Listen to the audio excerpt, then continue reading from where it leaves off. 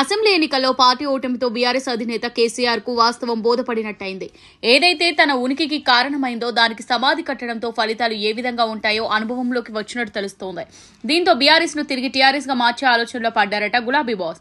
BRS ను మళ్లీ TRS గా మార్చడానికి సన్నాహాలు చేస్తున్నారని సన్నిహితులు చెబుతున్నారు. తెలంగాణ రాష్ట్ర సాధనే లక్ష్యంగా 2001 ఏప్రిల్ 27న తెలంగాణ రాష్ట్ర సమితి పేరుతో పార్టీని ఏర్పాటు చేశారు కేసీఆర్. దాదాపు 12 ఏళ్ల పాటు తెలంగాణ ఉద్యమాన్ని కేసీఆర్ తన కనుసన్నల్లో నడిపించారు. ఉద్యమానికి జాతీయ స్థాయిలో వివిధ పార్టీల మద్దతు కూడగట్టి కేంద్రంపై ఒత్తిడి తెచ్చేలా వ్యవహరించి విజయవంతమయ్యారు. తెలంగాణ రాష్ట్ర సమితి పేరుతో రాష్ట్ర ఆవిర్భావం తర్వాత కూడా రాజకీయాలను శాసించే స్థాయిలో నిలిచింది.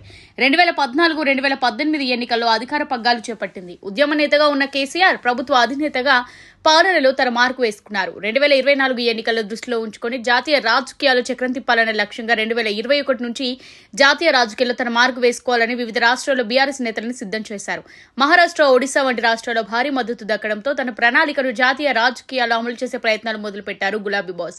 అందులో భాగంగా తెలంగాణ రాష్ట్ర సమితి పేరును 5 అక్టోబర్ 2022 సంవత్సరంలో భారత రాష్ట్ర సమితిగా మారుస్తూ నిర్ణయం తీసుకున్నారు. పార్టీ పేరు మార్పు తర్వాత మునుగోడు ఉప ఎన్నికలో బీఆర్ఎస్ అభ్యర్థి విజయం సాధించడంతో బీఆర్ఎస్ తొలి విజయంగా నమోదు చేసుకుంది. అయితే 2023లో అసెంబ్లీ ఎన్నికల్లో బీఆర్ఎస్ పార్టీ ఊహించని షాక్ తగిలింది. దీంతో 39 స్థానాలు మాత్రమే దక్కించుకుని ప్రతిపక్షానికి పరిమితమైంది. ఈ ప్రభావంతో పొరుగు రాష్ట్రాల్లో విస్తరణపై కేసీఆర్ ప్రస్తుతం ఆసక్తి చూపడం లేదు. మరోవైపు పార్టీ నేతలు తమకు బీఆర్ఎస్ పేరు కలిసి రాలేదని పార్టీ పేరును తిరిగి తెలంగాణ రాష్ట్ర సమితిగా మార్చాలని డిమాండ్ చేయడం మొదలుపెట్టారు.